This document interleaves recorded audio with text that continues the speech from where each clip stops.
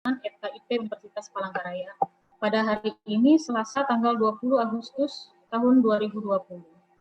Nah, kepada yang terhormat, Dekan Fakultas Keguruan dan Ilmu Pendidikan, Dr. Natalina Asih MA, Ketua Jurusan Pendidikan Teknologi dan Kejuruan, Ibu Revianti Konrad STMM, Ketua Program Studi Pendidikan Teknik Bangunan, Bapak Samuel Layang STMT, kepada pemateri atau narasumber Bapak Wiratno STMT, dan seluruh peserta webinar yang berbahagia. Baiklah, sebelumnya saya akan bacakan susunan acara pada hari ini. Pertama yaitu persiapan, pembukaan, dengan menyanyi lagu Indonesia Raya dan Mars UPR. Acara selanjutnya pembacaan doa, kata sambutan dari panitia, kata sambutan dari Ketua Jurusan PTK, kata sambutan dari Dekan Fakultas Keguruan dan Ilmu Pendidikan, sekaligus membuka webinar, paparan dan tanya jawab penutup. Untuk membuka acara, marilah kita menyanyikan lagu Indonesia Raya dan Mars UPR.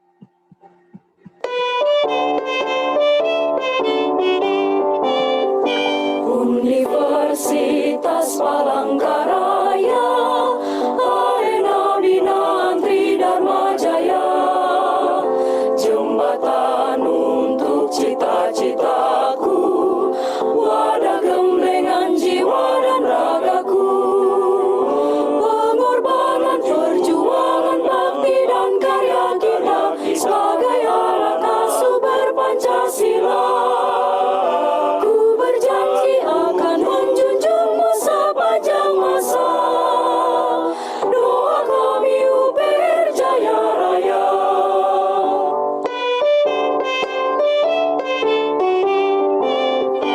Universitas Palangkaraya, Arena Binantri Dharma Jaya, jembatan untuk cita-citaku, wadah gemblengan jiwa dan ragaku, pengorbanan perjuangan bakti dan karya kita sebagai anak asuh berpancasila.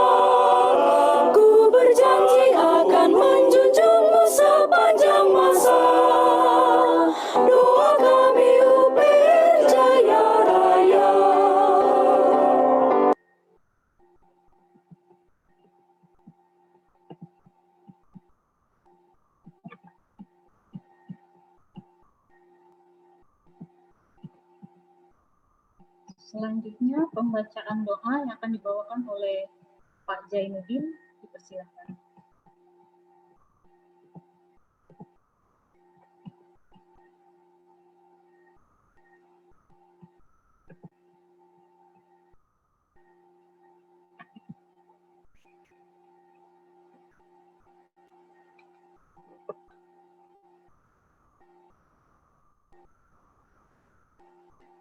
Pembacaan doa yang akan dipimpin oleh Bapak Zainuddin, kami persilakan.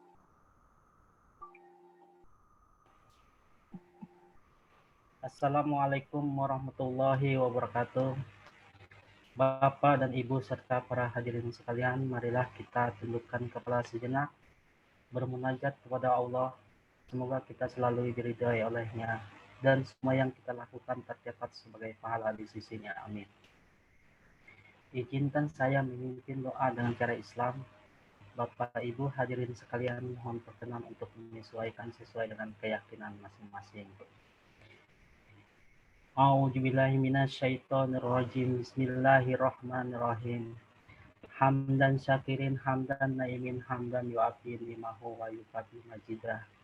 Rabbana lakal hamdu kama yafaqi lil jalalil wajhikal karimi wa asmi sultanik. Ya Allah, ya Tuhan kami, segala puji untukmu, Pengelihara alam semesta, segala puji atas karunia dan kenikmatan yang Engkau limpahkan kepada kami. Segala puji atas keagungan-Mu, segala puji atas kemuliaan-Mu dan kekuasaan-Mu. Allahumma sholli wa sallim ala sayyidina Muhammadin wa ala alihi wa sahbihi ajma'in. Asyhadu an la ilaha illallah wa asyhadu anna Muhammadar Rasulullah. Ya Maliku ya Kudus, kami agungkan nama-Mu, karena hanya Engkaulah Tuhan kami. Hanya kepadamu kami bersujud, hanya kepadamu kami bersyukur, dan hanya kepadamu kami memanjatkan doa. Ya Rahman ya Rahim, hanya kepadamu kami menyembah, dan hanya kepadamu kami memohon pertolongan. Ya Rabbana, hari ini kami berkumpul di sini dalam kegiatan forum seminar, berdiskusi mengurai pikiran untuk memberikan sumbangsih terbaik bagi bangsa ini. Karenanya ya Allah, lancarkanlah acara kami, berkahilah, penuhilah pertemuan ini dengan kebaikan dari awal hingga akhir nanti. Bukalah pikiran kami, lenturkanlah lidah kami, dan berikanlah kepada kami ide-ide cemerlang untuk membangun kekuatan bangsa ini. Ya Allah yang maha mengetahui yang gaib, bimbinglah kami dengan hidayah-Mu, berkahilah kami selalu dengan takdir-Mu, dan jadikanlah hati kami selalu ridho dengan pemberian-Mu. Rabbi sahroh li sohri wa yasir li amri wahlul uqdatam min lisani yafqahul qaul.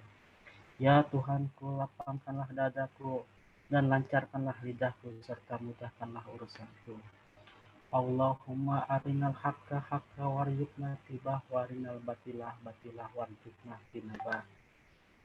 Ya Allah, tunjukkanlah kepada kami bahwa yang benar adalah benar, dan berikanlah kepada kami kekuatan dan kemampuan untuk menjalankannya. Serta tunjukkanlah bahwa yang salah adalah salah, dan berikanlah kami kekuatan dan kemampuan untuk meninggalkannya. Rabbana atina fid dunya hasanah wa fil akhirati hasanah wa qina adzabannar. Ya Allah, ya Tuhan kami, limpahkanlah kepada kami kebahagiaan di dunia dan di akhirat, dan hindarkanlah kami dari azab api neraka-Mu. Wassallallahu ala Muhammadin wa ala alihi wa sahbihi ajma'in. Subhana rabbika rabbil izzati amma yasifun, wassalamu ala mursalin, walhamdulillahi rabbil alamin.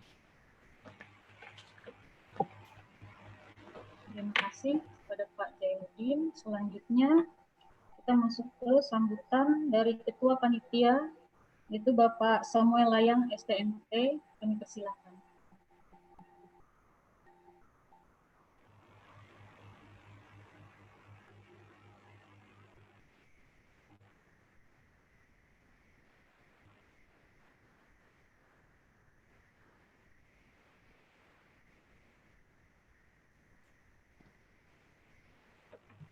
Selamat siang, Salam sejahtera, salam sehat untuk kita semua.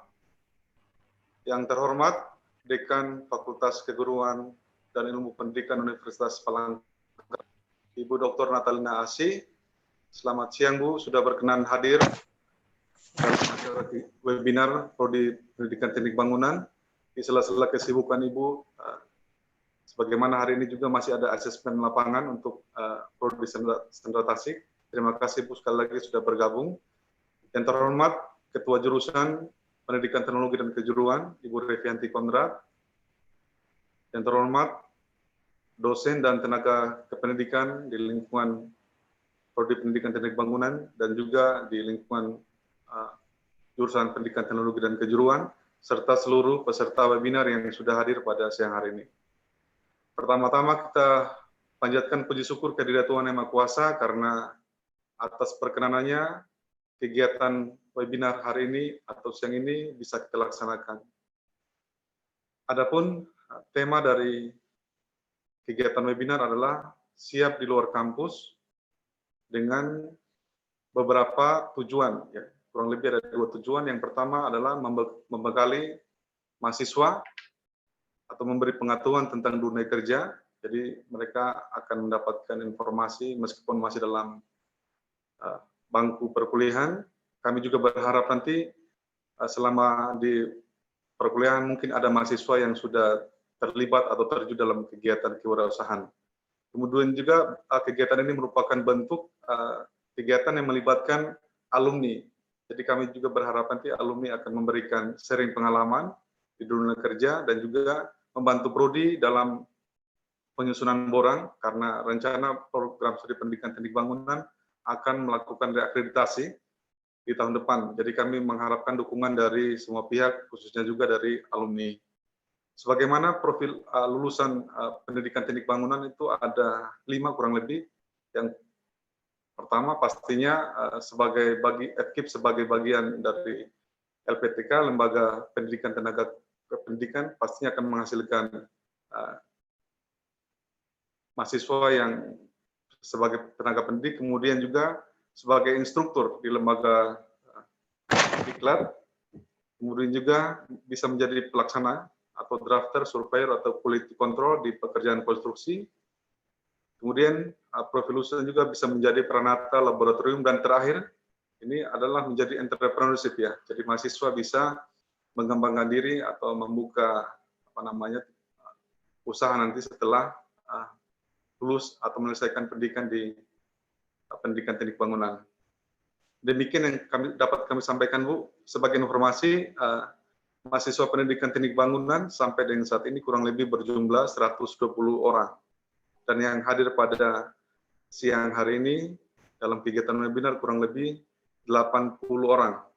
Jadi sudah sebagian besar yang mengikuti kegiatan ini. Demikian yang dapat kami sampaikan. Pada saatnya nanti kami mohon kesediaan Ibu Dekan untuk memberikan sambutan sekaligus untuk membuka kegiatan webinar pada siang hari ini. Terima kasih.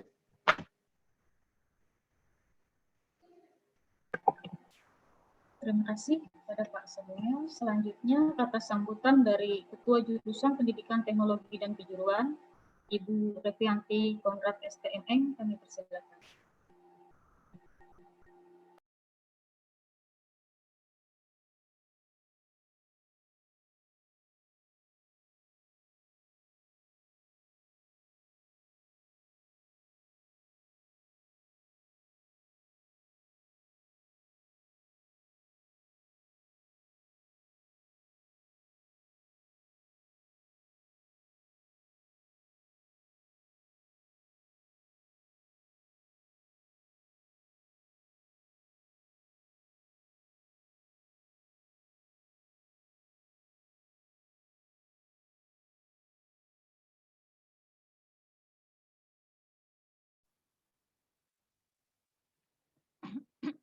Selamat siang, salam sejahtera untuk kita semua, salam sehat, salam tangguh.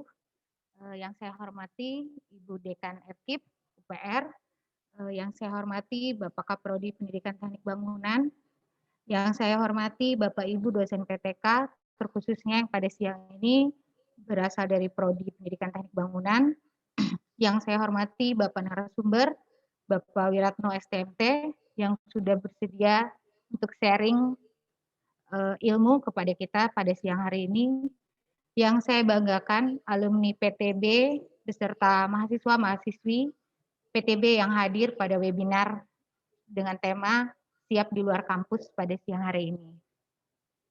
Seperti yang kita ketahui, sekarang kita berada di era revolusi industri 4.0, sehingga mahasiswa itu merupakan pemeran utama menghadapi tantangan revolusi industri 4.0. Oleh karena itu, mahasiswa harus memiliki kesiapan diri, mampu mengembangkan potensinya semaksimal mungkin pada saat pendidikan di universitas. Yang dituntut tidak hanya bidang akademik, namun juga kreativitas serta inovasi, sehingga mampu berkolaborasi untuk memanfaatkan kemajuan teknologi.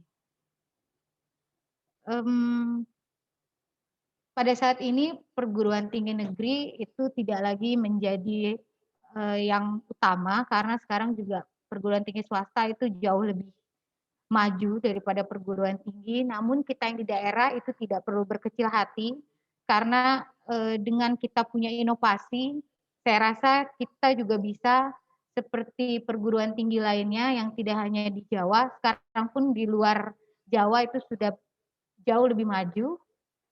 Oleh karena itu, webinar ini sangat bagus untuk dilaksanakan, karena untuk meningkatkan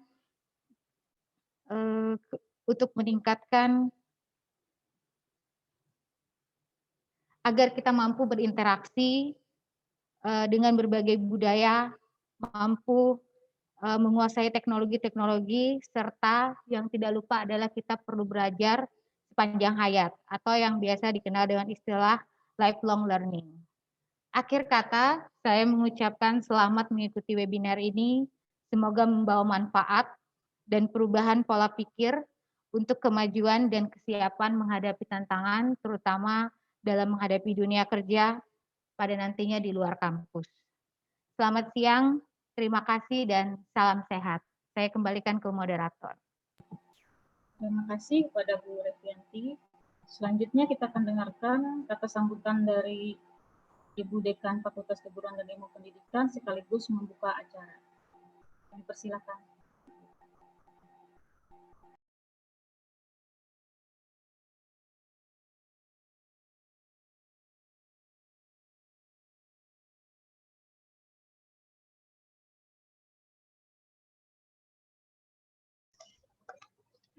Oke, selamat siang menjelang sore ini ya.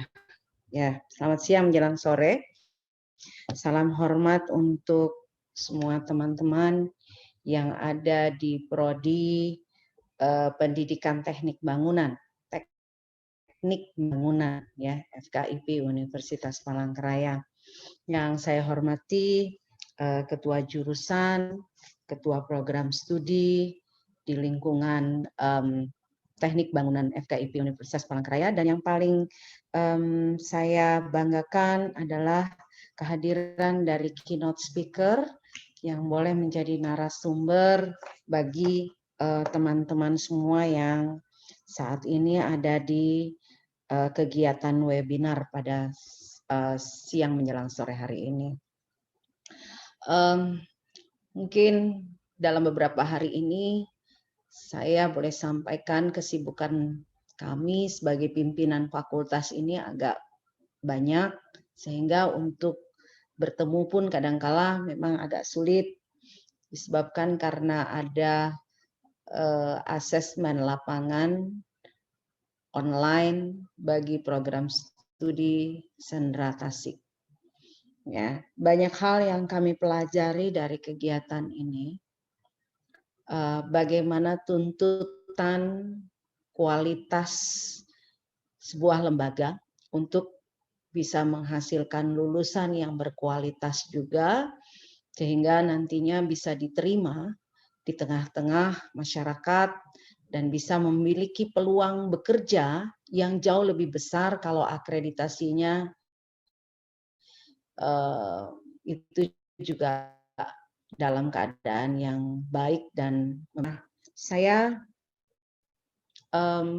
berharap banyak bahwa memang setiap prodi di lingkungan Fakultas Keguruan dan Ilmu Pendidikan ini bisa memanfaatkan peluang yang kami berikan karena untuk lebih mengembangkan lembaga sehingga menjadi lembaga yang benar-benar bisa bersaing dengan lembaga-lembaga yang ada di luar sana.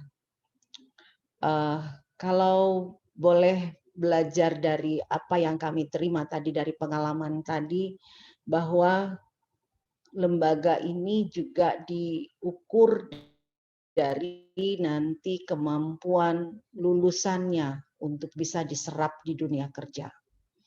Ya, tadi saya dengar dari laporan Ketua Program Studi bahwa salah satu dari tujuan penyelenggaraan kegiatan ini adalah bahwa nanti bisa mahasiswa itu memberdayakan dirinya dalam dunia entrepreneurship. Ya, apa maknanya? Bahwa nanti lulusan kita itu bisa memberdayakan diri, menciptakan dunia kerja, menangkap peluang yang ada, sehingga nanti bisa menjadi alumni yang boleh memiliki pekerjaan, ya. Dan saya pikir teknik bangunan ini cuma punya peluang yang cukup bagus, karena tidak hanya melulu kita kalau lulus nanti menjadi pegawai negeri, karena semakin tahun pegawai negeri ini kuota yang diberikan pemerintah ini jumlahnya semakin kecil, ya. Jadi perlu bagi kita untuk berpikir bagaimana nanti kalau lulus kita bisa mendapatkan pekerjaan dan tidak bergantung sepenuhnya pada keinginan untuk menjadi pegawai negeri. Karena itu mulai dari sekarang Anda harus bisa mempersiapkan diri, terutama bagi para mahasiswa yang katanya tadi jumlahnya mencapai 80 orang untuk bisa bergabung dalam kegiatan webinar ini. Mempersiapkan diri dengan sebaik-baik mungkin. Karena saya selalu mengatakan kepada mahasiswa saya, kebetulan saya mengajar di lingkungan program studi pendidikan bahasa Inggris, ibaratnya Anda itu sebuah produk makanan, bagaimana caranya kita menjual itu di pasaran. Ya, produk makanan itu tidak hanya rasanya harus enak, tampilannya harus bagus, ya, kemudian juga kemasannya menarik, sehingga nanti akan mendapatkan minat orang untuk bisa membelinya. Jadi seperti itulah Anda membayangkan ketika Anda lulus nanti, apa kelebihan Anda? Sehingga Anda punya nilai jual lebih dibandingkan dengan lulusan-lulusan yang lainnya, dan orang tertarik untuk mempekerjakan lulusan itu. Nah, itu harus dipersiapkan mulai dari sekarang. Bukan sesuatu yang sifatnya instan. Kenapa saya katakan instan? Karena sesuatu yang sifatnya instan itu pasti tidak sempurna hasilnya kadang-kala. Nah, karena itu saya mendukung sekali kegiatan webinar yang diselenggarakan oleh Prodi Pendidikan Teknik Bangunan FKIP Universitas Palangkaraya untuk sore hari ini, yang mengambil tema mempersiapkan diri menghadapi lingkungan luar kampus. Ya, karena dunia kerja ini menunggu orang yang memiliki keterampilan, bukan menguasai teori saja, tetapi terampil, ya, menguasai teori dan terampil. Ditambah lagi sekarang harus mampu menguasai teknologi, karena bagaimanapun kita sudah masuk dalam era 4.0. Kalau 4.0 ini sudah memadukan aspek pengetahuan dengan teknologi. Jadi kalau kita tidak mempersiapkan diri, kita akan tergilas. Ya.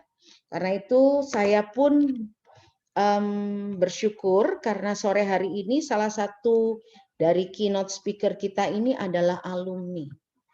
Ya, alumni. Mohon nanti bisa sharing sebanyak-banyaknya informasi apa yang diperlukan lulusan-lulusan kami ini nanti supaya bisa tangguh ketika berhadapan dengan dunia luar. Ya. Dan kepada Bapak narasumber Wiratno ya, Wiratno STMT, kami berharap juga bisa memberikan banyak masukan sehingga ini bisa diperlukan tidak hanya sebagai bekal pengetahuan tetapi juga pengalaman. Nah, sekali lagi saya selaku pimpinan Fakultas Keguruan dan Ilmu Pendidikan Universitas Palangkaraya menyambut dengan baik kegiatan ini dan dengan mengucapkan puji syukur kepada Tuhan Yang Maha Esa, kegiatan webinar kita pada sore hari ini secara resmi kita mulai. Sekali lagi saya mengucapkan terima kasih, salam hormat dari saya dan juga jajaran pimpinan lain kepada semua teman-teman untuk bisa melaksanakan kegiatan ini dengan sebaik-baiknya. Dan saya juga mohon maaf tidak bisa mengikuti kegiatan ini sepenuhnya karena memang ada banyak kegiatan yang menunggu. Saya ditunggu oleh pihak Wakil Rektor Bidang Organisasi untuk ada kegiatan diskusi berkaitan dengan beberapa kegiatan yang ada kaitannya dengan tenaga kontrak dan penempatannya di FKIP. Sekali lagi kepada Bapak Samuel Layang, Ibu Revianti, dan narasumber serta semua mahasiswa yang bergabung, sekali lagi selamat menikmati kegiatan ini dan juga manfaatkan kesempatan ini dengan sebaik-baiknya. Saya mohon maaf untuk segera leave dari kegiatan ini ya. Sekali lagi saya sampaikan ucapan terima kasih saya. Salam hormat saya untuk semuanya. Terima kasih kepada Bu Dekan atas sambutannya dan sudah membuka acara ini. Selanjutnya kita akan masuk ke pemaparan dan tanya jawab. Nanti juga akan ada sharing dari alumni sebagai perwakilan. Pertama-tama sebelum kita mulai pemaparan, saya akan perkenalkan atau bacakan CV dari pemateri.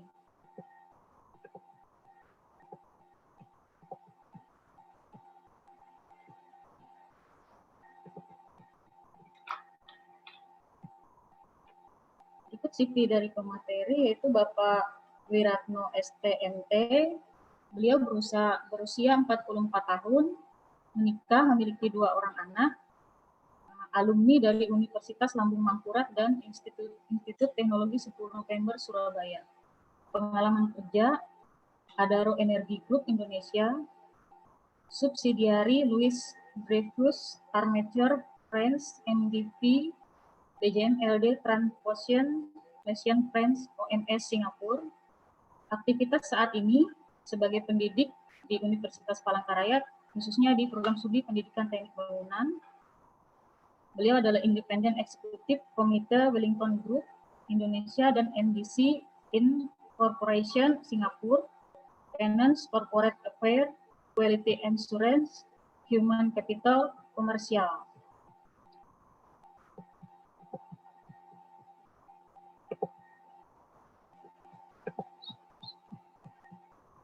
Selanjutnya kami serahkan kepada Bapak Wiratno sebagai pemateri. Persilakan.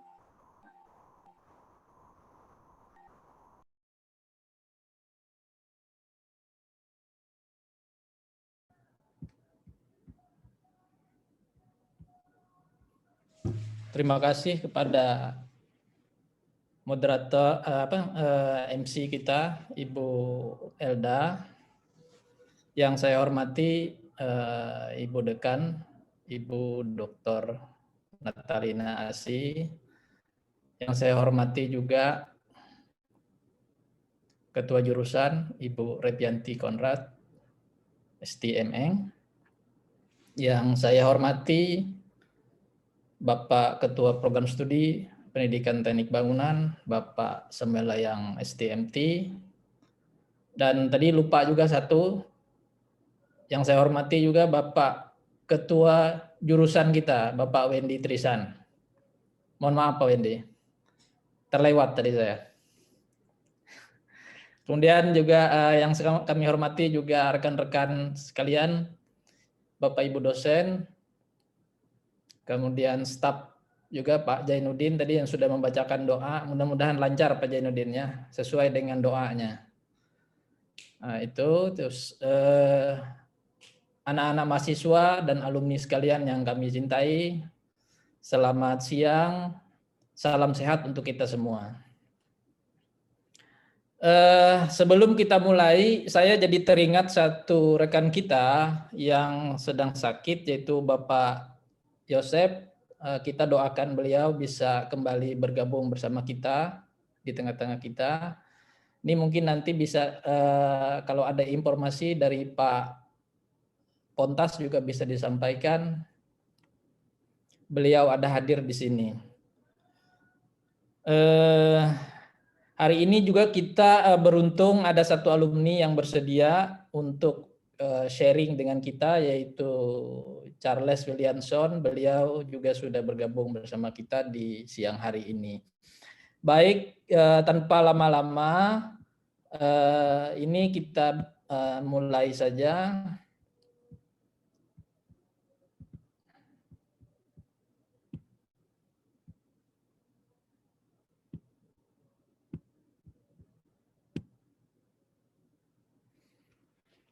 Ya, sesuai dengan judul yang sudah disampaikan, baik tadi sudah disampaikan oleh Ibu Dekan, Bapak Ketua Jurusan maupun Ibu Ketua Jurusan maupun Bapak Ketua Program Studi kita, Bapak Samuel tadi juga sudah menyampaikan tentang tema kita pada sore hari ini, yaitu siap di luar kampus. Walaupun tadi sudah disampaikan oleh MC kita bahwa tentang profil kami, tapi saya rasa tidak salah saya ulangin saja sedikit ya untuk lebih detail lagi. Usianya sudah 44 tahun, kemudian menikah 2 anak, kami alumni Universitas Lambung Mangkurat, tapi yang di Banjarmasin. Barangkali ada yang mengetahui yang di Banjarmaru, kami masih yang lulusan dari Banjarmasin, karena waktu itu baru saja mulai pindah Fakultas Teknik itu ke Banjarbaru. Jadi kami masih yang lulusan Banjarmasin waktu itu. Kemudian kami juga alumni dari Institut Teknologi 10 November. Ini adalah kelas khusus. Kenapa saya bilang kelas khusus? Saya ikut perkuliahan ini karena ditantang oleh pimpinan saya dulu waktu di Adaro Energi.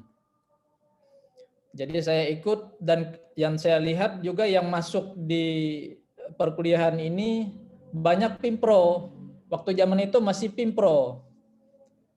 Waktu zaman-zaman itu. Kalau zaman sekarang itu istilahnya apa itu? Mungkin saya kurang tahu namanya istilahnya sekarang, pelaksana apa itu namanya kalau ada proyek-proyek pemerintah itu, itu ininya. Jadi itulah, jadi ada termasuk yang salah satu calon gubernur kita ini satu angkatan sama saya waktu itu. Kemudian ketua Bapeda provinsi juga itu malah satu kamar sama saya, ketua Bapeda provinsi. Itu satu kamar sama saya selama 2 tahun, dan kakak beliau yang sekarang calon gubernur itu satu angkatan juga sama saya. Nah, kemudian pengalaman kerja di Adaro Energi dan subsidiary Louis Dreyfus Amateur di Prancis. Saya sempat tidak lama saya di Prancis. Kemudian saya ada di MVP Banjarmasin. Kemudian saya juga balik lagi ke Prancis, ke Lyon, untuk bergabung dengan LD Travausian, grupnya Louis Dreyfus. Setelah itu karena pembukaan galangan kapal di Batam, saya kemudian join lagi dengan Orchard Maritime Service PT Ltd di Singapura. waktu itu. Nah, itulah sekilas pengalaman kerja.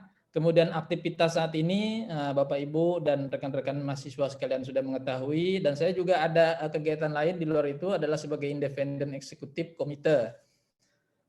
Jadi yang harus saya tangani diantaranya adalah finance, corporate affair, quality assurance, human capital, komersial. Lalu apakah ini kemudian banyak duit? Saya jawab saja ya. Itu tidak berarti lalu karena tadi ada sampai ke Singapura lalu banyak duit. Tidak, cukup saja, tidak berlebih. Gitu. Ininya. Jika demikian, apa yang berbeda dan menarik? Hanya ada pengalaman saja untuk kita berbagi di sore hari ini. Mudah-mudahan apa yang saya bisa bagikan di sore hari ini bisa menjadi manfaat untuk kita semua, terutama untuk adik-adik mahasiswa yang akan menghadapi dunia kerja di depan mata nanti. Kemudian apa lagi? Ya Pak, salah satunya adalah bisa membuat materi webinar siap di luar kampus ini. Inilah diantaranya yang berbeda dan menarik dari pengalaman kerja yang saya ceritakan maupun secara akademik yang saya ceritakan di profil di awal tadi. Lalu apa latar belakang berbagi sehingga dibuat materi ini? Di antaranya adalah ada satu kerisauan yang sampai hari ini masih baru hari ini bisa terungkap gitu untuk bisa dinikmati oleh kita semua. Kalau bahasa lainnya apa itu, Bu Elda? Dinikmati atau apa itu bahasa lainnya? Mungkin bisa nanti bisa dikoreksi bahasa saya. Ada data sensus di tahun 2020 pada bulan Februari menyebutkan bahwa Indonesia ini ada 6,88 juta pengangguran. 5,73%-nya adalah setara sarjana. Ini adalah tantangan buat kita. Ininya.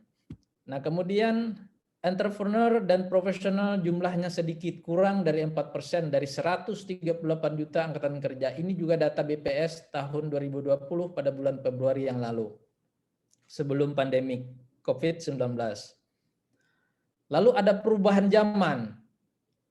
Ada pengurangan bidang pekerjaan, peran fisik manusia sudah semakin berkurang. Ada salah satu teman kita yang sekarang ada di luar negeri juga sekarang mempelajari apa yang disebut dengan artificial intelligence.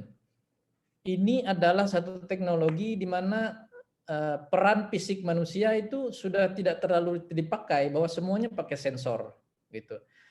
Di Terminal 5 Terminal 5 di Changi Airport juga sekarang sudah tidak begitu banyak ada tenaga fisik manusia. Segala sesuatunya sudah pakai sensor ininya. Jadi ini tantangan buat kita sebagai mahasiswa maupun pendidik juga untuk menghadapi kenyataan ini.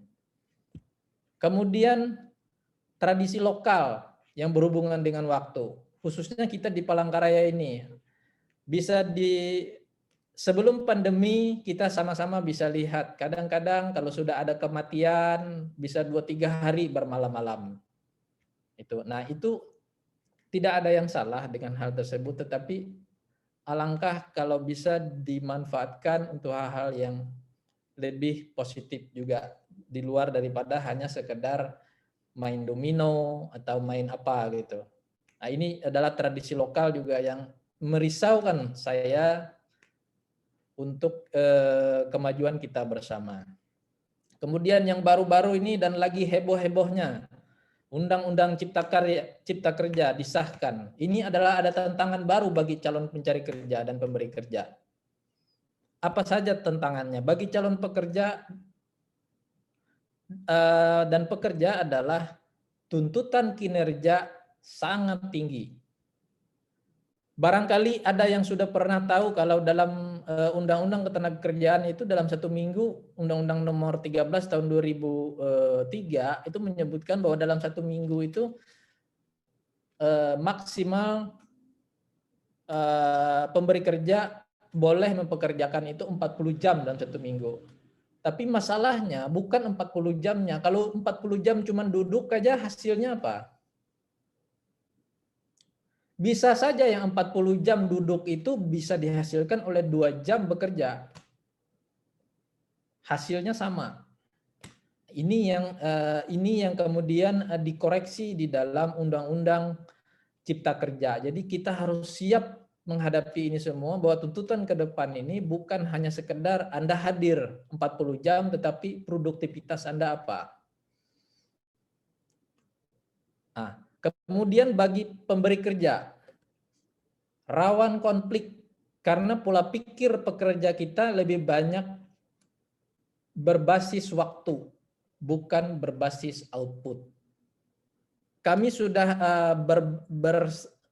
sudah beberapa kali, bahkan puluhan kali juga menghadapi pekerja yang seperti ini. Bahkan terakhir kemarin ada satu kasus juga yang sampai ke sidang industrial. Hanya masalah ini. Karena apa? Karena pola pikir pekerja masih lebih banyak berbasis waktu, bukan berbasis output. Ini adalah di antara kerisauan yang ada dari kita ini. Lalu apa yang harus kita lakukan kalau begitu?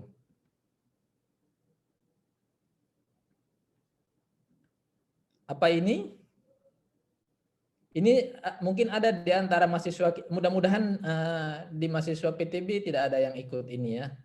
Karena ini bukan menyelesaikan masalah. Pertanyaannya, apakah sudah mengerti apa yang dituntut? Apakah menyelesaikan masalah?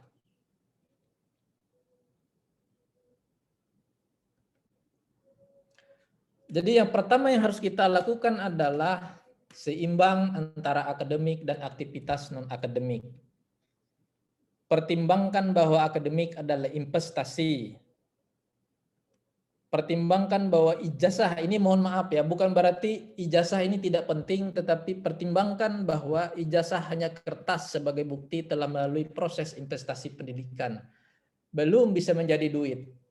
Mungkin lebih berharga sebuah sertifikat rumah daripada sebuah ijazah. Mungkin. Jadi ini yang boleh menjadi pemikiran buat kita semua, supaya kita lebih gigih lagi untuk mengembangkan diri. Pertimbangkan bahwa akademik adalah media untuk kita mampu melihat sesuatu dari atas, agar kita dapat dengan cepat mengubah, beradaptasi, menyesuaikan perkembangan. Bukan jaminan untuk bisa langsung kerja. Untuk saat ini ya, tapi ke depan saya pasti kita lagi berusaha bahwa akademik kita juga akan berbenah diri supaya menghasilkan lulusan-lulusan yang bisa langsung kerja. Ini yang kita harus lakukan, diantaranya adalah seimbang antara akademik dan aktivitas non-akademik. Nah, kemudian kejar pengembangan diri, perbanyak pelajar banyak hal dari berbagai sumber dan referensi. Saya setiap hari hampir 1 atau 2 anak-anak mahasiswa yang ingin konsultasi masalah judul skripsi. Sebenarnya judul skripsi itu bisa belakangan. Karena apa? Karena yang terpenting adalah kerangka berpikirnya itu sudah kerucut. Bagaimana supaya bisa kerucut? Disinilah kita perlu banyak referensi, banyak belajar dari berbagai sumber, agar supaya kerangka berpikirnya itu benar-benar dikuasai gitu. Kemarin ada satu mahasiswa, mungkin juga hadir di tengah-tengah kita di hari ini. Saya hanya bertanya begini, jika Anda mencari tanggal, tinjauan pustaka apa yang Anda akan cari? Lama yang bersangkutan ini. Jawabannya sangat sederhana aja. Kalau mencari tanggal, cari kalender referensinya. Kalau lalu metodenya banyak, bisa lihat dari jam, bisa lihat dari HP, bisa kita lihat dari cetakan kalender. Ada banyak cara metodenya untuk bisa menentukan, tapi referensinya adalah kalender tahun 2020 kalau kita mau tanggal hari ini. Ini adalah salah satu bentuk daripada kelemahan kita, mahasiswa kita ini kurang sekali untuk memperbanyak belajar banyak hal dari berbagai sumber dan referensi. Jadi inilah yang saya sebut seimbang antara akademik dan aktivitas non-akademik. Coba kita lihat perilaku ini.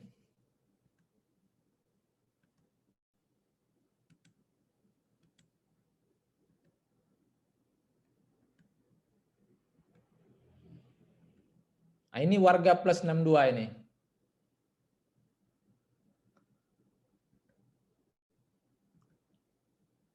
Kita sama-sama dengan UK seperti tempatnya sekolah Pak Pontas yang hadir juga di tengah ini. Kita ini sama-sama kiri ini Indonesia. Range Rover itu dari UK-nya sudah sebelah kanan setirnya. Nah, inilah kebiasaan kita juga yang sebenarnya berlalu lintas. Ini merupakan pola pikir kita juga. Kemudian ada lagi ini. Ini sudah lebih duluan parkir.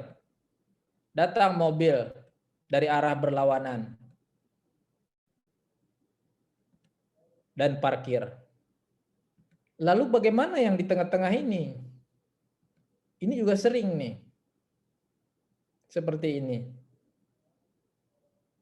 Apa yang Anda pikirkan dengan ilustrasi ini? Dan yang membawa motor dan ridernya si motor dan yang membawa mobil yang parkir itu banyak itu sarjana juga itu. Punya ijazah. Ininya. Nah, apa yang harus kita lakukan agar kita bisa bukan berarti kita suci atau apapun, tapi setidaknya kita bisa mengoptimalkan kemampuan kelebihan manusia. Yang pertama, kita gunakan akal kita.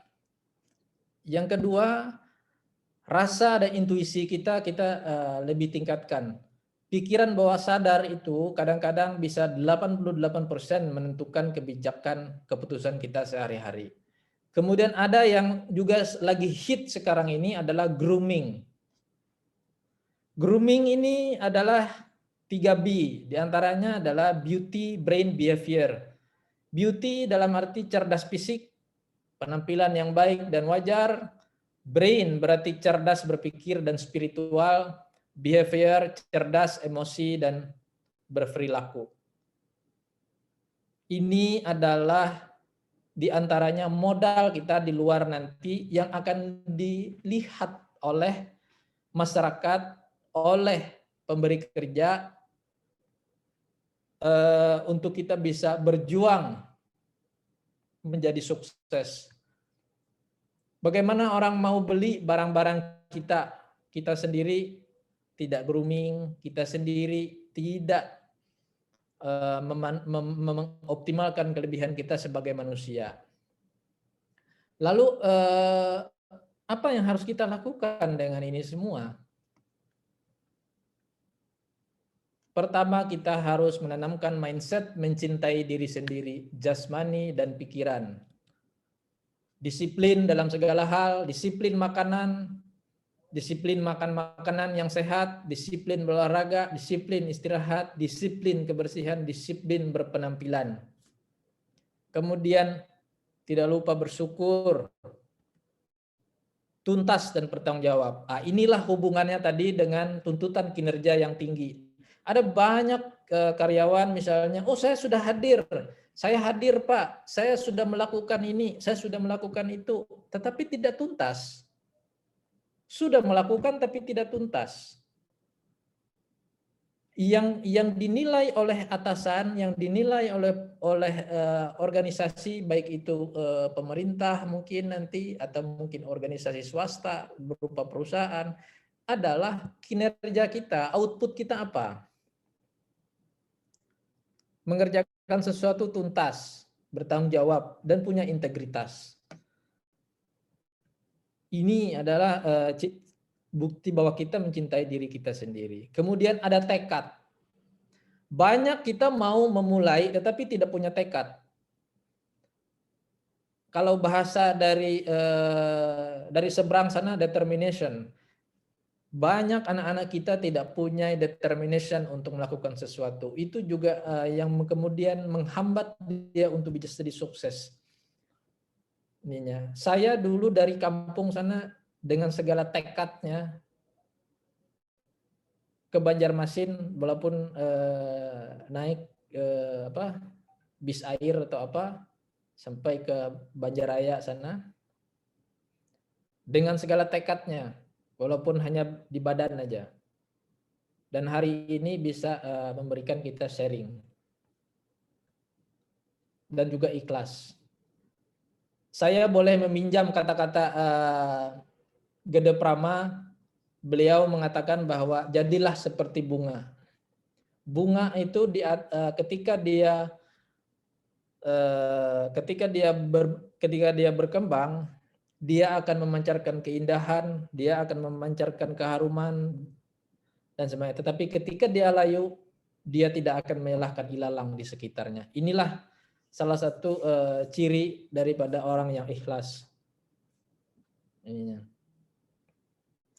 Nah, kemudian yang kedua, yang bisa mempersiapkan apa yang perlu kita persiapkan untuk menghadapi dunia luar ini adalah memilih aktivitas kebiasaan sehari-hari.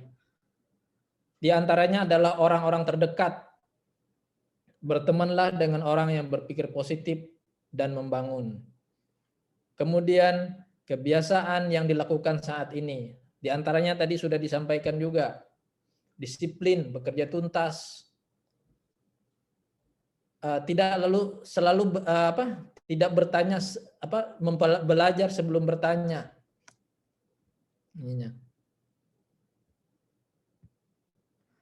Berpikir dulu sebelum bertanya. Kemudian mencari tahu secara mandiri baru bertanya. Karena ada banyak sekali mahasiswa kita ini belum dia pelajari tapi sudah bertanya dulu. Nah, ini yang juga yang sering kali menghambat dia juga untuk ini, karena di luar sana orang tidak ada sempat untuk menjawab. Pimpinan Anda tidak akan sempat menjawab. Ininya, Anda harus berpikir kreatif untuk bisa mencari tahu secara mandiri baru bertanya.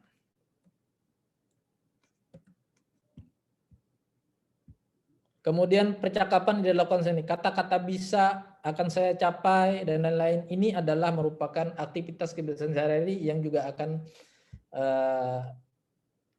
akan mempengaruhi kehidupan kita di luar kampus. Kemudian buku yang dibaca, media sosial yang diikuti, makanan yang dimakan saat ini. Walaupun makanan ini sederhana, yang penting bermanfaat. Mandiri dan berpikir, tidak hanya bertanya jawaban orang, belum tentu semua bisa dipakai. Menghindari sikap negatif dalam diri sendiri. Di antaranya adalah sifat perfeksionis, bersyukur, dan ikhlas. Ini sikap perfeksionis ini juga tidak mungkin ada di tengah-tengah kita. Maka oleh sebab itu kita harus bisa bertenggang rasa, bisa bersyukur dan ikhlas. Kemudian suka menghakimi diri sendiri juga tidak bagus. Kemudian ragu-ragu, khawatir, cemas, mencoba untuk mengontrol segalanya. Kita punya keterbatasan. Tidak mungkin kita mampu mengontrol segala-galanya. Ininya.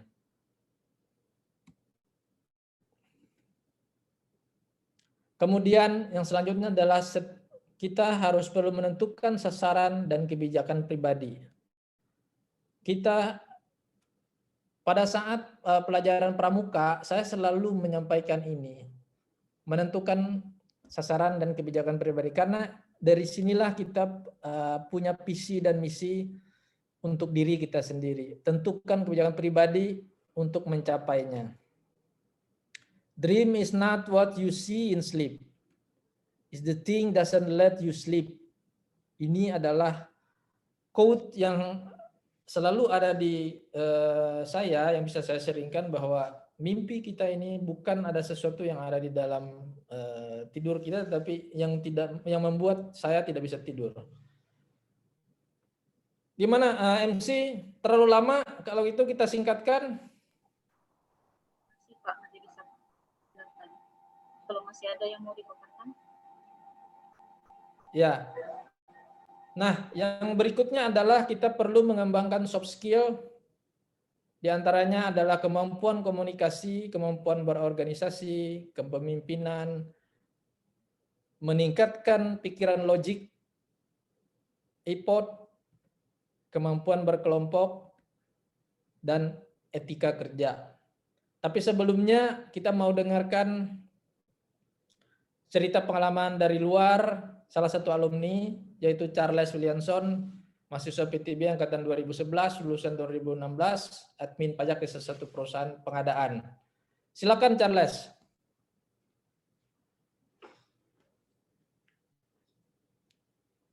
Singkat aja Charles.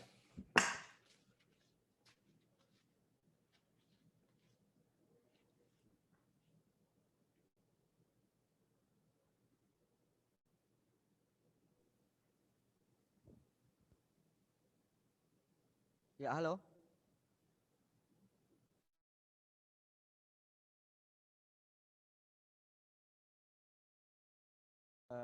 Selamat siang buat teman-teman, buat para dosen juga terima kasih sudah berkenan mengundang saya untuk berbagi pengalaman juga sedikit terkait dengan materi siap di luar kampus ini. Sebenarnya banyak hal sih yang perlu disampaikan juga. Mungkin nanti Pak Wiratno akan lebih detail dalam menyampaikan tentang persiapan.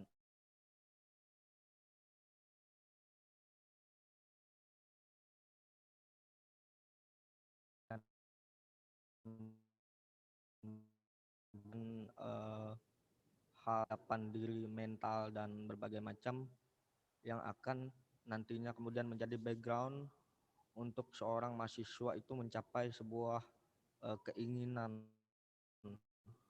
Keinginan ini berbagai macam hal, mulai untuk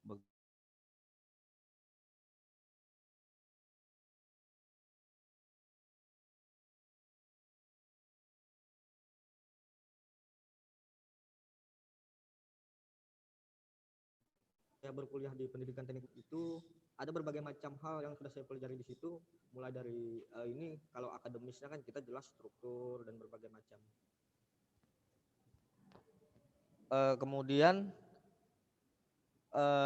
kalau untuk pengalaman yang lain yang diajarkan oleh Bapak Ibu dosen di pendidikan teknik bangunan adalah sebenarnya lebih kepada sikap, kemudian perilaku, karena di akademis itu selain main skillnya itu harus kita mempunyai semacam keahlian yang mungkin tidak terlalu banyak dipelajari di akademisi. Misalnya seperti pada saat melamar pekerjaan. Pada saat melamar pekerjaan mestinya seseorang akan menunjukkan beberapa keahlian, kemampuan, dan kemudian dibubuhi dengan beberapa cara berkomunikasi yang baik supaya nantinya perusahaan akan meyakini bahwa anak ini atau orang ini layak bekerja dan mendapatkan penghasilan di perusahaan kami. Mestinya harusnya seperti itu. Nah, pengalaman saya berkat dari beberapa hal yang saya pelajari di pendidikan teknik bangunan, memang saya saat ini sedang bekerja di bagian pajak dan keuangan.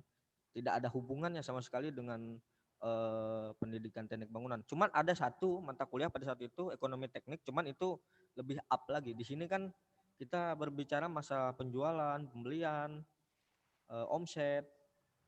Nah, hal seperti itu tidak bisa kita berpaku pada satu koridor saja, yaitu akademisi. Kita harus berusaha untuk mencari ilmu-ilmu yang tidak terbatas, mulai dari via media sosial, via YouTube, Ya banyak hal, jangan terlalu membatasi diri hanya berjalan di satu koridor sementara koridor yang lain mungkin jauh lebih baik.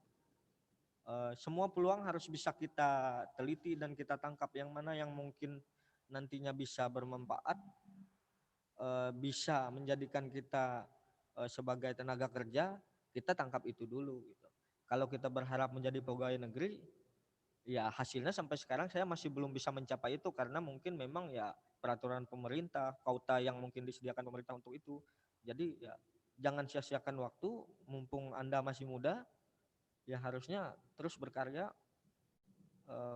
kumpulkan semua benefit sebanyak mungkin sampai nanti suatu saat kamu bisa berikan lapangan pekerjaan untuk orang lain. Nah itu kemudian hal lainnya seperti misalnya kamu setelah lulus kamu harus buat planningnya apa nih, misalnya setelah lulus rencananya aku mau mendaftar pegawai negeri sipil. Sekarang lihat efektivitas waktunya, kalau memang penerimaan pegawai negeri sipil itu masih belum ada, usahakan kejar jangka pendeknya dulu, misalnya dengan bekerja sebagai administrasi. Kan banyak tuh lowongan-lowongan yang menyediakan semua jurusan. Itu sebenarnya bahkan bisa menjadi aktif income nanti di kemudian hari, karena gini, kalau kita berusaha untuk mengejar yang sesuai dengan jurusan, terkadang banyak hal yang mungkin menghambat. Misalnya saja penerimaan guru dibatasi sekian, Anda gugur, teman Anda berhasil. Jangan berkecil hati karena sebenarnya pekerjaan di luar sana banyak hal yang bisa Anda kerjakan terkait dengan keahlian di luar dengan akademisi. Pengalaman saya terjun ke pajak sebenarnya seperti terjun dari pesawat itu tanpa parasut. Jadi ya saya nggak akan tahu apa yang ada di bawah sana. Cuman saya yakin dan percaya saya pasti sampai di darat dengan selamat. Karena kalau ibarat terjun dari pesawat itu tanpa parasut, ya kita nggak tahu di bawah sana ada batu, ada air, laut. Nah, jadi ya jangan membatasi diri, belajar berbagai macam hal mulai dari desain, pajak, cara komunikasi, manajemen sumber daya, berbagai macam. Nanti kemudian hari saya yakin bahwa kalian pasti akan menerima manfaat. Dan satu, jangan pernah sepelekan basa-basi di warung kopi, ya bahasanya basa-basi di warung kopi. Jadi ibaratnya Anda ketemu orang yang mungkin nanti kemudian hari orang itu akan memberikan yang mungkin kemudian hari nanti orang itu akan membutuhkan bantuan Anda.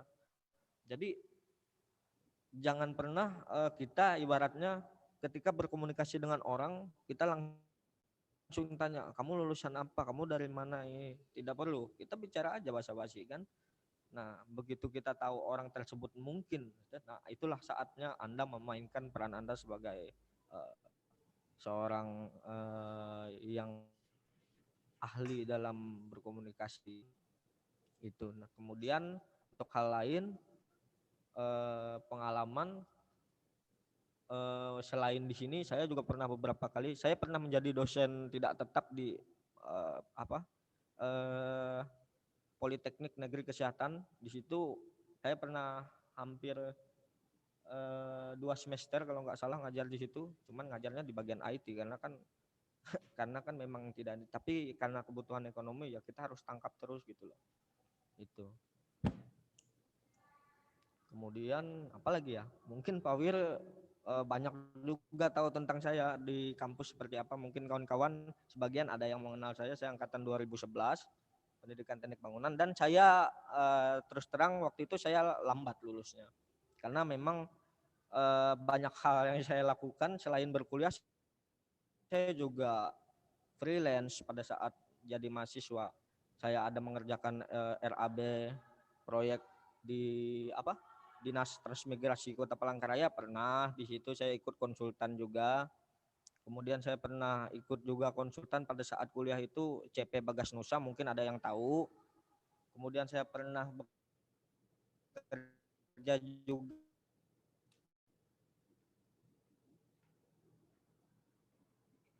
di admin. Nah, banyak hal. Jadi buat teman-teman, saya rasa Anda masih punya banyak kesempatan selama umur Anda masih panjang, selama Anda masih bernapas, selama Anda masih punya kekuatan, selama Anda masih punya tenaga, Anda masih punya peluang dan kesempatan untuk menjadi orang yang harusnya memiliki keahlian dan kemampuan yang tinggi. Apalagi sekarang kan sudah masuk ke zaman revolusi industri ini. Jadi ya banyak saingan dan banyak hal yang harus dipersiapkan. Harapan saya ya kawan-kawan semua yang masih berkuliah, jangan sepelekan apa yang disampaikan ibu bapak dosennya. Untuk yang masih berskripsi mungkin terus berjuang, karena itu adalah bagian dari salah satu proses. Seperti Anda mungkin nanti bekerja di perusahaan, Anda akan mengajukan sebuah template atau rencana kerja yang itu mungkin nanti akan di-ACC atau tidak oleh bos Anda. Anggap sajalah dosen itu adalah sebagai bos Anda pada saat Anda sedang bekerja. Jadi ya buatlah seperti ragaman bisnis. Siapa tahu nanti di kemudian hari Anda menjadi bos dari owner dari suatu usaha. Oke, itu aja mungkin, Pak. Yap. Terima kasih. Ya, terima kasih dari Charles. Bagaimana Pak Wiratno? Pemaparannya sudah selesai? Ya, terima kasih Charles. Tadi sudah menyampaikan banyak karena Charles memang lebih banyak kenal dengan karakter saya dan saya juga cukup kenal dengan karakternya Charles. Oleh sebab itu saya tertarik untuk mengundang Charles untuk memberikan sharingnya kita pada saat ini karena beliau saat ini saya anggap boleh menjadi salah satu ya, bukan contoh yang satu-satunya, tapi salah satu yang boleh kita ini kan dan boleh dihubungi. Kalian bisa sharing dengan Charles setiap saat kalau ada keperluan apa, dan Charles ini juga orangnya murah hati ini. Kenapa saya bilang murah hati? Karena kalau kalian mau cari kerja dengan Charles sepanjang masih ada kuota, silahkan kalian hubungi. Sepanjang ada kuota dan bisa memungkinkan, silahkan hubungin Charles. Beliau adalah orang yang sangat murah hati menurut saya. Luar biasa. Terima kasih Charles. Ya, kita lanjutkan ya sedikit saja. Tadi seperti disampaikan Charles bahwa salah satunya adalah kemampuan komunikasi. Jadi mari kita lihat bagaimana kemampuan komunikasi. Nah, Association of College and Employees USA tahun 2002 melakukan survei terhadap 457 CEO menemukan bahwa sukses mereka itu nomor 1 dari faktor kemampuan komunikasi. Nomor 2 jujur. Nomor 17 indeks prestasi akademik.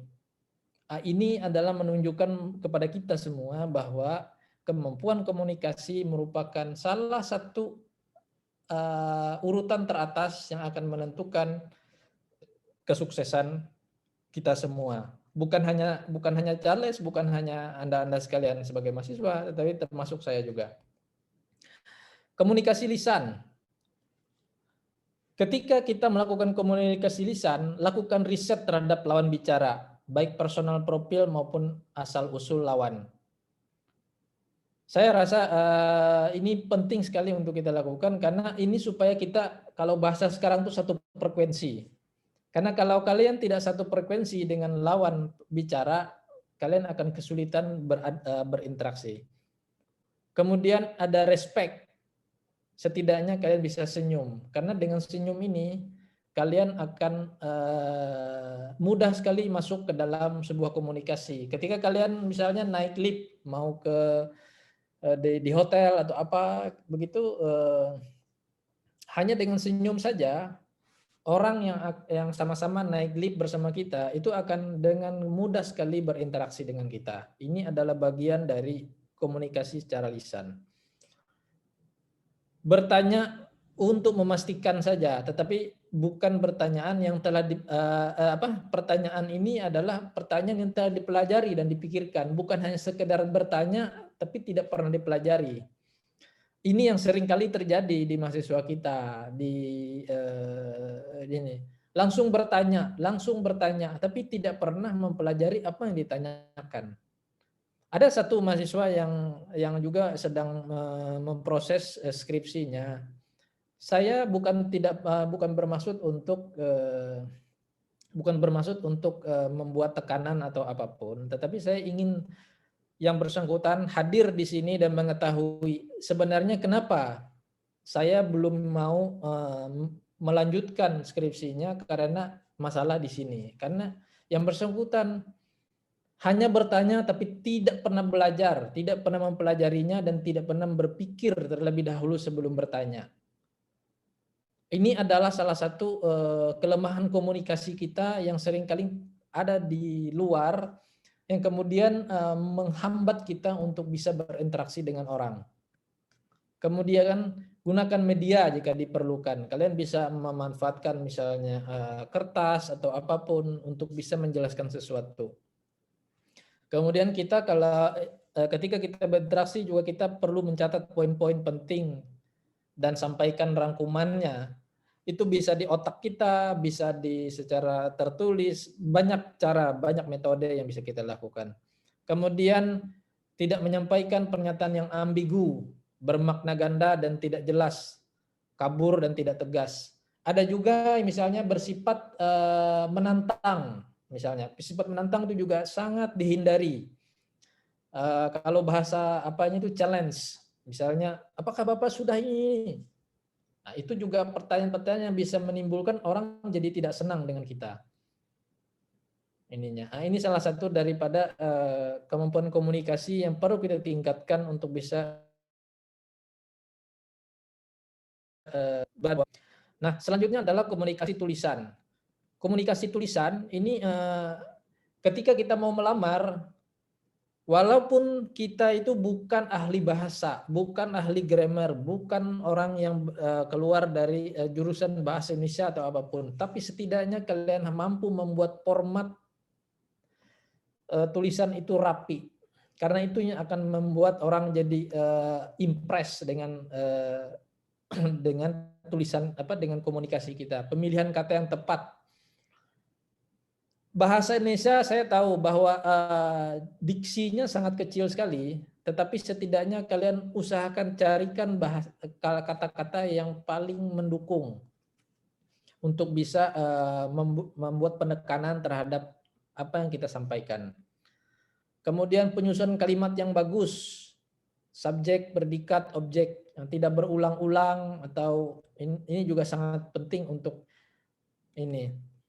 Kemudian membedakan message, pesan, dan surat formal dan pernyataan. Ini juga seringkali di kalangan kita juga tidak bisa membedakan.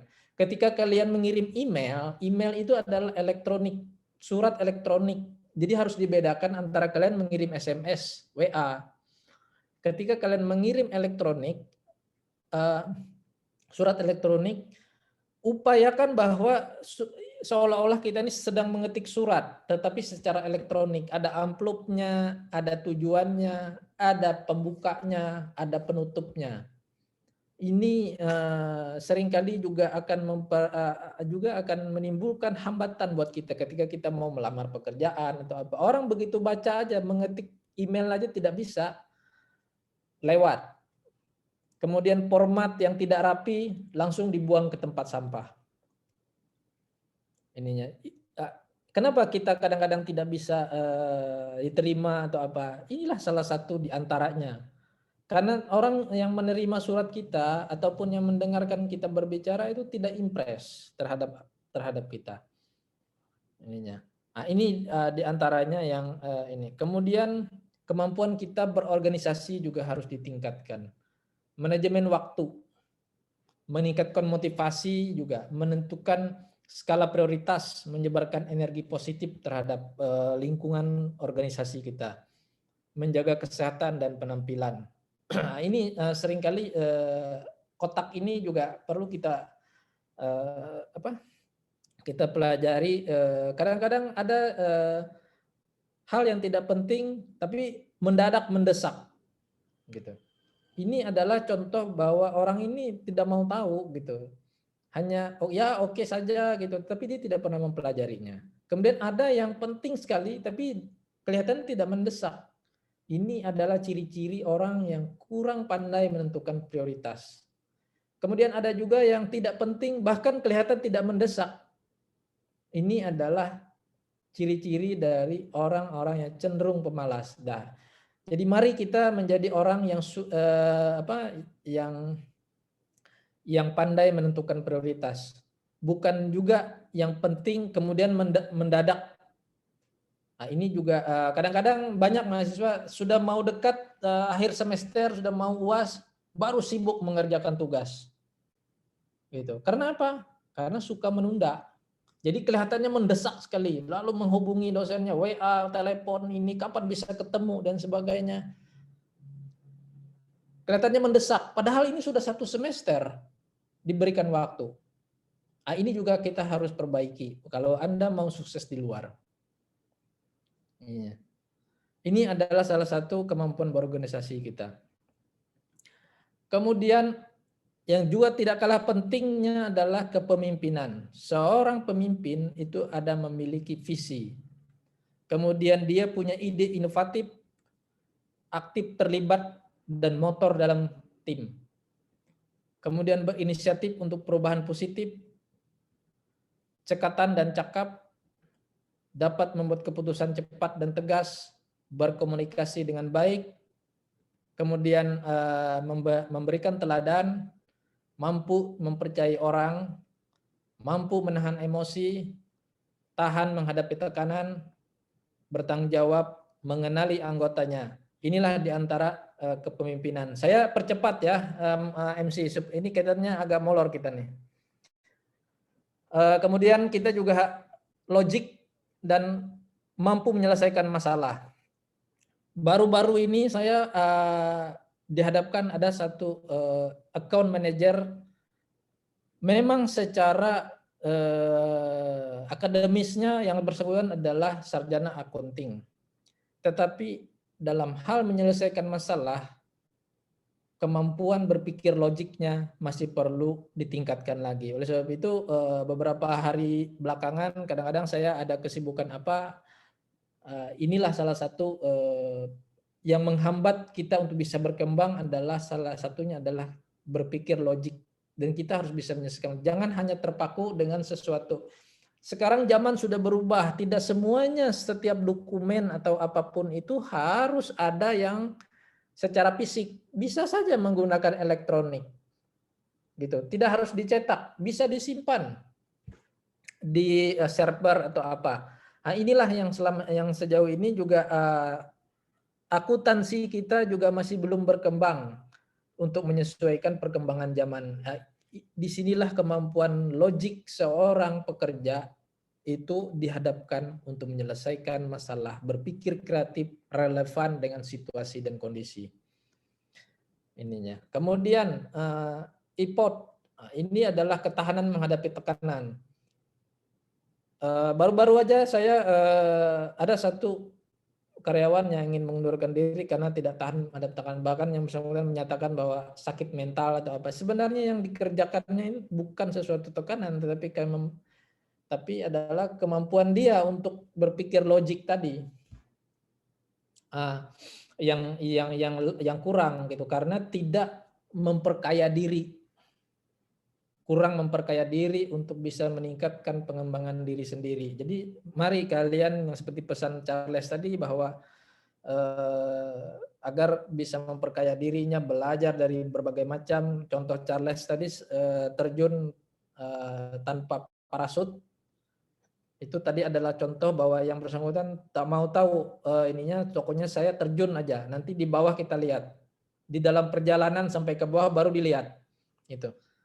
Nah, itulah adalah satu mental keberanian untuk untuk menghadapi dunia luar. Jadi kalau kalian hanya berharap dengan ijazah atau apa, saya rasa untuk saat ini bukan tidak mungkin, tetapi relatif kecil untuk saat ini. Mudah-mudahan ke depan kita akan terus meningkatkan outputnya kita.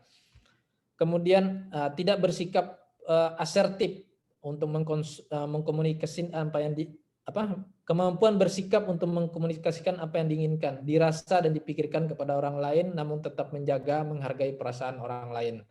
Ini juga penting ketika kita dalam bekerja, soft skill kita yang harus kita kembangkan. Kemudian kemampuan dan kemauan kita untuk terus belajar dan tidak berhenti untuk belajar. Kemudian kemampuan kita untuk berkelompok, kerjasama tim, keterampilan interpersonal, peka terhadap situasi, mendengarkan. Mendengarkan ini juga penting. Kadangkala kita mau ngomong atau apa, itu kita hanya mengulang apa yang kita ketahui, tapi dengan mendengarkan mungkin kita akan mempelajari sesuatu yang baru. Jadi mari mendengarkan, ada sesuatu yang sangat penting juga untuk kita. Bekerja sama, menyelesaikan masalah, menegaskan, menyelesaikan konflik. Ini adalah keterampilan interpersonal dalam satu kelompok yang juga perlu ditingkatkan di kita. Nah, ini yang terakhir adalah etika kerja, dapat dipercaya, hormat, bertanggung jawab, perhatian, dan adil. Saya kira saya tidak perlu menjelaskan panjang lebar tentang beberapa hal ini. Taat peraturan, demikian. Selamat berpikir dan mengubah diri menjadi orang yang mencintai dirinya, disiplin dan bersyukur. Semoga Tuhan menyertai perubahan kita kelak, akan menikmati kerja keras, kepahitan kita saat ini di masa yang akan datang. Salam sukses. Terima kasih. Demikian MC, silakan kalau ada yang mau ada sharing atau mau bertanya atau mungkin ada konfirmasi. Ya, terima kasih Pak Wir untuk pemaparannya. Baik, kita masuk ke sesi tanya jawab. Kita hanya punya waktu sekitar 10 menit untuk tanya jawab. Jadi dipersilakan bagi siapa yang mau bertanya. Rekan mahasiswa.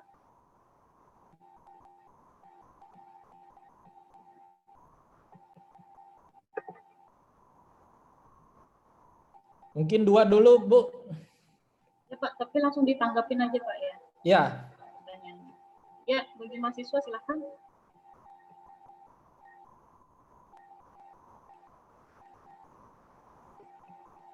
Ada yang mau bertanya? Pertanyaan boleh ke saya atau Charles juga silakan.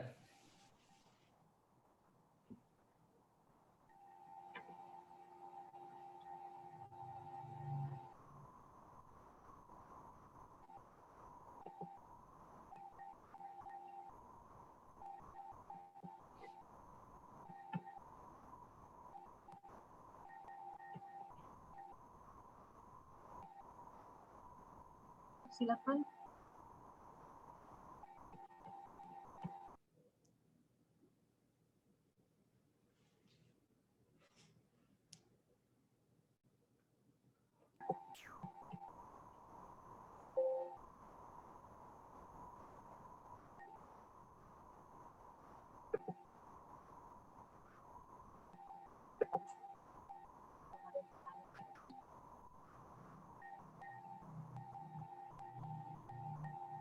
Bagaimana adik-adik mahasiswa? Atau mau bertanya ke Charles juga bisa dari sharing yang disampaikan? Ya, silakan kalau mau ke Charles juga boleh. Angkat tangannya kalau tidak terlihat ya.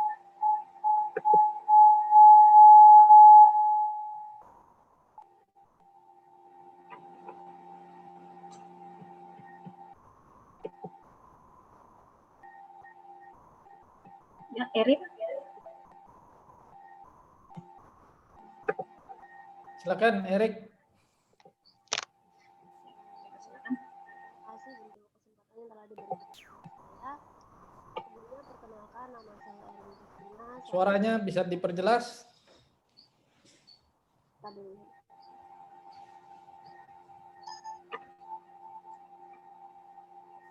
Saya angkatan 2016. Kira-kira kedengeran nggak? Ya, silakan. Ya. Saya mahasiswa angkatan 2016. Nama saya Erin Christina. Di sini saya mau bertanya Pak terkait ini kayak masalah pekerjaan kayak gitu ya. Sebelumnya saya sudah selesai untuk skripsi Dan juga untuk SK Yudisium dan SKL juga sudah keluar semua. Ya, sekarang tinggal menunggu wisuda Desember kayak gitu.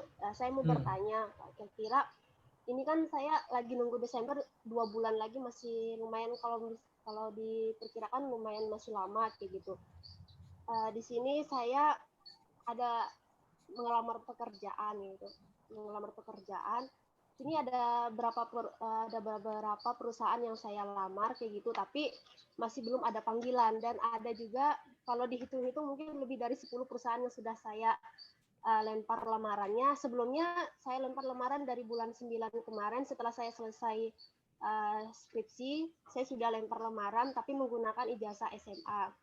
Kemudian setelah keluar SK Yudisium dan SKL, saya menggunakan SK Yudisium sama SKL. Nah, saya mau kemudian saya melempar lamaran pekerjaan itu lebih dari 10 perusahaan, dan ada sebagian perusahaan yang sudah membalas gitu. Jadi saya nggak diterima. Ada beberapa perusahaan yang sudah menolak saya, dan sebagian lagi belum ada jawaban sampai sekarang. Jadi saya masih menunggu untuk beberapa minggu ke depan, dan juga ada juga informasi masuk ke email saya untuk menunggu beberapa hari ke depan kayak gitu untuk proses selanjutnya. Jadi ini ada beberapa perusahaan yang sudah menolak saya. Saya mau bertanya Pak, kira-kira apa ya? Apa salah saya gitu? Enggak, Ya, Pak. saya tahu. Oke, gini Erin. Bisa nggak Pak? Maksudnya dengan menggunakan itu kita diterima perusahaan atau dipandang perusahaan? Oke, gini. Penolakan, itu nikmati saja. Yang pertama itu dulu. Kamu harus bisa menikmati apa yang penolakan atau apapun itu adalah bagian dari proses. Orang yang hari ini sukses itu dari 1 juta bahkan lebih kegagalan. Jadi apa yang kamu tolak semua 10 itu baru hanya sebesar biji sawinya aja dari kesuksesan orang. Itu pertama.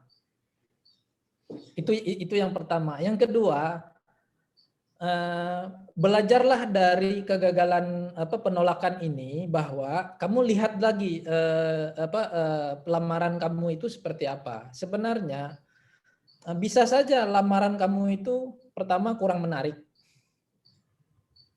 formatnya atau penyampaiannya juga kurang, atau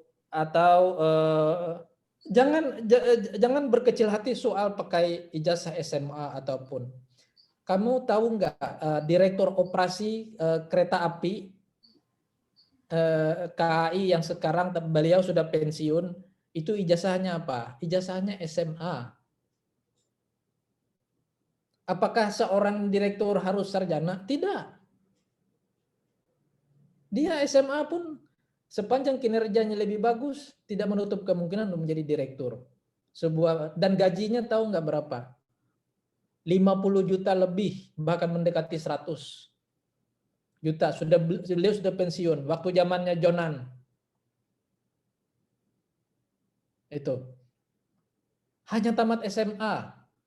Itu. Jadi jangan begitu. Tapi yang perlu kamu perhatikan adalah format dari pelamaran kamu itu juga sangat penting. Kemudian cara kamu menyampaikannya menarik atau tidak. Kemudian ketika kamu menyampaikannya lewat apa? Apakah lewat post atau kamu harus sampaikan langsung? Sampaikan langsung itu juga kamu harus perhatikan. Ketika kamu menyampaikannya, kalau orang di Jogja itu menghadap dosen, mungkin Bu Lola atau Bu Repi udah tahu itu.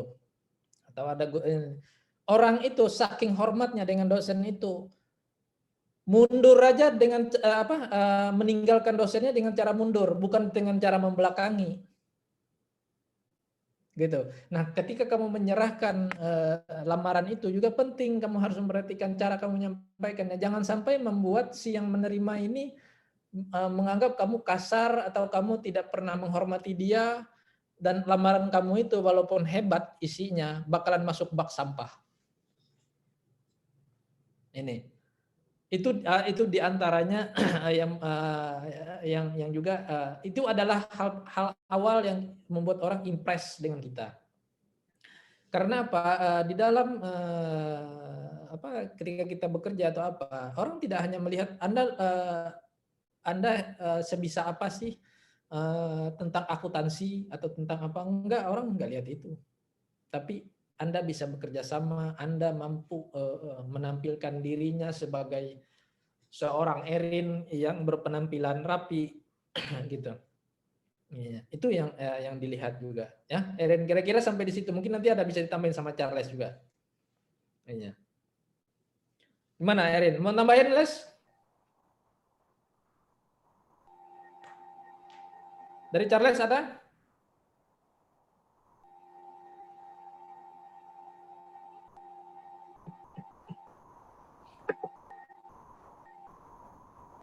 Iya, ya Pak.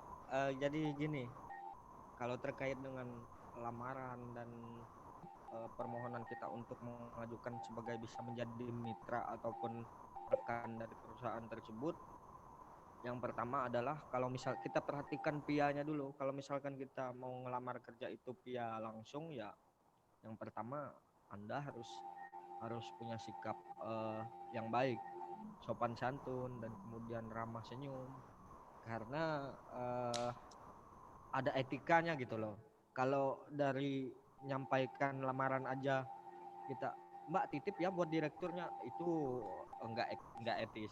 Jadi yang ideal adalah buat janji temu dengan bagian penerimaan karyawan ataupun berkasnya, kemudian jika memungkinkan nanti Anda akan dipanggil untuk bertemu dengan manajer HRD-nya ataupun langsung dengan direkturnya. Disitulah nanti mungkin Mbak Erin ini nanti mungkin akan menjelaskan sebenarnya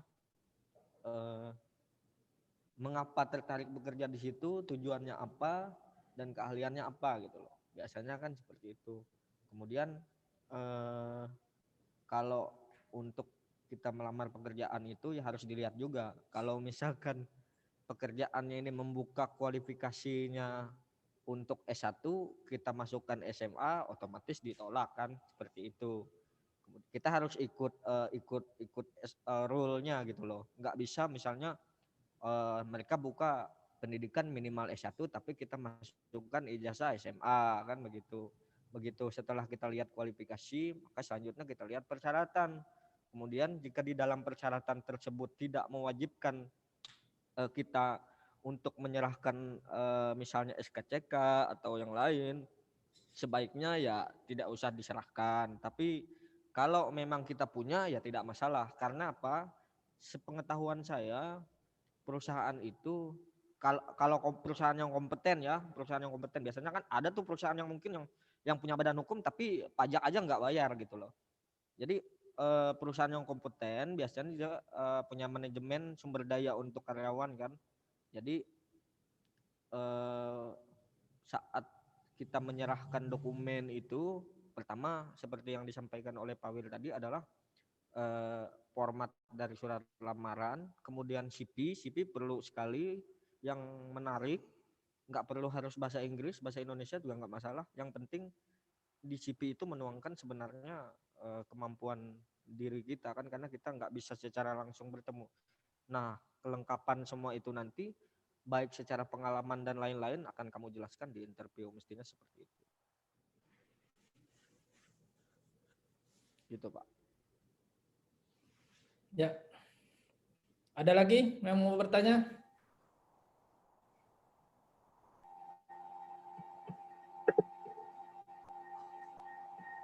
Silakan satu pertanyaan lagi.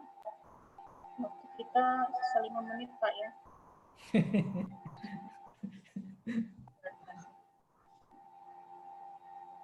Ada? Silakan angkat tangannya.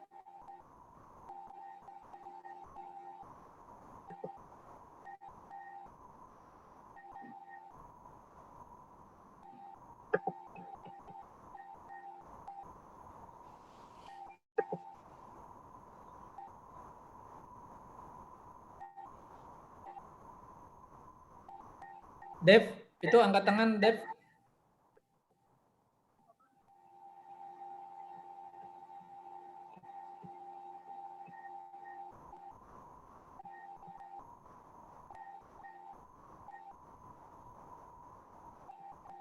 ada yang angkat tangan?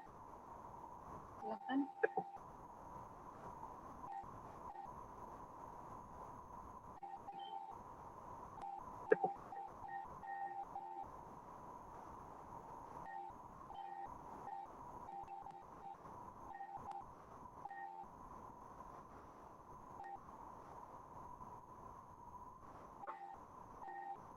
Di sini ada yang dari luar prodi teknik bangunan, teknik mesin atau teknik prodi Oh, lain. saya tadi lupa menyapa, ada yang dari Medan juga hadir.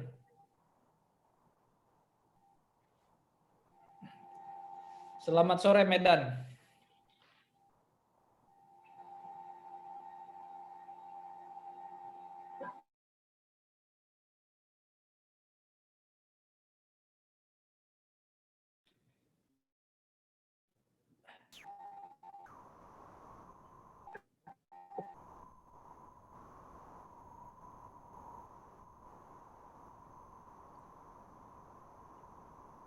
Saya perlu kehadiran Charles juga untuk beri ini karena beliau masih baru-baru aja, maksudnya untuk masih panas gitu di kepalanya kalau melamar pekerjaan seperti apa gitu. Kalau saya sudah banyak lupa.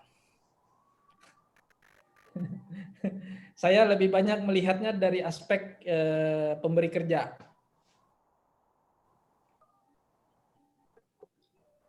Ya, selamat sore Pak, Ya. Bu. Sebelumnya terima kasih atas waktunya. Saya David Pratama, mahasiswa Pendidikan Teknik Bangunan angkatan 2017. Baik, di sini sebelumnya saya ingin bertanya kepada Pak Wir selaku pemberi kerja. Seperti yang kita tahu, Bapak juga ada di bagian di Human Capital, bagian sumber daya manusia. Saya ingin bertanya, Pak, Bapak sebagai pemberi kerja atau bagian sumber daya manusia, saya ingin tahu cara pandang Bapak melihat seseorang itu mampu, seumpamanya karyawan itu, itu sanggup gitu. Itu dilihat dari segi apa ya, Pak? Karena itu saya penasaran apakah mungkin kita tahu setiap orang kan punya kelebihannya masing-masing dan kekurangan masing-masing. Cuma pastinya ada yang lebih menonjol gitu, semuanya bekerja dicari seperti apa gitu, Pak. Oke, baik David, terima Itu saja, kasih Pak. untuk pertanyaan yang bagus sekali. Ini juga bagus sekali untuk bisa menjadi pandangan buat anak-anak mahasiswa yang lain. Oke, dari sudut dari pemberi kerja itu melihat bahwa seseorang itu layak untuk direkrut sebagai pekerja. Yang pertama, dia punya penampilan, maksudnya bukan penampilannya cantik atau apa, bukan, tetapi maksudnya dari cara dia mencintai dirinya sendiri. Dari cara dia mencintai dirinya sendiri. Mencintai dirinya sendiri itu diantaranya adalah rapi, bersih, itu adalah bagian dari bagaimana dia mencintai dirinya sendiri. Itu yang dilihat pertama. Seseorang yang mencintai dirinya sendiri itu setidaknya dia akan bertanggung jawab terhadap dirinya, bahkan bisa bertanggung jawab terhadap orang lain.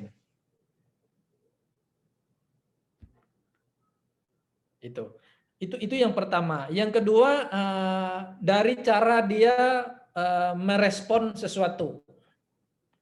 Ketika dia merespon sesuatu itu, misalnya nggak mau tahu atau apa, walaupun itu kecil atau apa,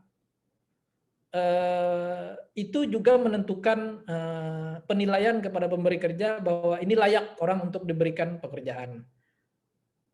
Gitu. Apabila yang DWA besok baru menjawab, bahkan belum bisa Pak, atau mungkin ini udah, itu orang yang memberi kerja, udahlah forget, nggak usah lagi, cari yang lain aja lah. Gitu. Dari cara dia merespon. Yang pertama adalah penampilan dia membuktikan bahwa dia adalah mencintai dirinya sendiri. Yang kedua, dari cara dia merespon. Kemudian dari cara dia berkomunikasi. Yang begitu dia berkomunikasi banyak bertanya tanpa berpikir, udah itu tidak bisa dipakai. Seseorang yang bisa dipakai adalah dia bertanya tetapi ada isinya. Maksudnya dia sudah pelajari dulu apa yang dia tanya, bukan hanya bertanya saja. Karena banyak orang itu hanya bertanya saja, tapi dia tidak pernah mempelajarinya. Begitu direspon balik, dia tidak bisa jawab. Itu contohnya orang tidak pernah belajar.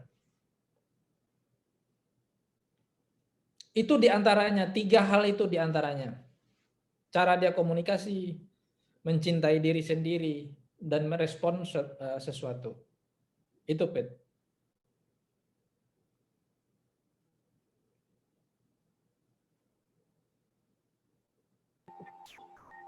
Ada lagi, Bet?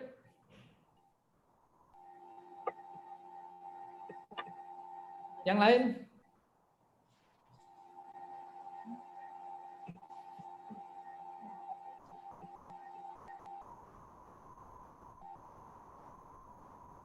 Nah, ini juga penting untuk mahasiswa yang lain agar juga bersikap seperti itu, agar kelihatan bahwa kita itu merespon sesuatu, kemudian itu juga lebih tanggap gitu, cakap merespon. Oke, gimana MC? Kalau sudah terlalu itu kita ini atau masih ada yang lain? Silakan, nggak masalah. Sampai subuh pun boleh. Dari segi waktu udah cukup, Pak. Artinya juga sudah tidak ada yang bertanya. Ya, saya sebagai ini kenapa saya sampaikan bahwa saya sampai pagi pun ya karena ini memang sudah 10 tahun kerisauan saya yang ingin sekali saya sampaikan, tapi memang saya tahu hari ini saya jauh dari sempurna untuk bisa menyampaikan ini, tapi mudah-mudahan dari ketidaksempurnaan ini ada sebesar biji sesawi yang bisa lengket gitu. Itu saja. Baik, terima kasih Pak Wiratno untuk pemaparannya. Kita kasih tepuk tangan untuk beliau. Dan juga untuk Saudara Charles, kami ucapkan terima kasih untuk sharingnya hari ini. Semoga apa yang disampaikan boleh menjadi masukan, motivasi juga bagi mahasiswa, terutama mahasiswa yang akan menghadapi dunia kerja ya. Untuk kedepannya, semoga apa yang tadi sudah disampaikan itu bisa bermanfaat, boleh juga menjadi acuan semangat dan tekad bagi mahasiswa yang nanti akan menghadapi, terutama para alumni juga ya, untuk persiapan modal-modal yang akan dipersiapkan seperti yang disampaikan pemateri tadi, seperti akal, rasa grooming itu harus dimiliki oleh setiap mahasiswa untuk menjadi modal dasar untuk nanti menghadapi era revolusi yang akan datang. Terima kasih untuk paparannya Pak Wiratno sekali lagi. Dengan demikian acara kita telah selesai. Kami ucapkan terima kasih atas bergabungnya dan partisipasinya bagi semua mahasiswa dan juga kepada dosen-dosen pendidikan teknologi dan kejuruan, khususnya pendidikan teknik bangunan. Kami ucapkan terima kasih. Mohon maaf jika ada kesalahan atau sesuatu yang tidak berkenan dalam pelaksanaan kegiatan hari ini. Kami ucapkan terima kasih dan selamat sore. Salam sehat bagi kita semua.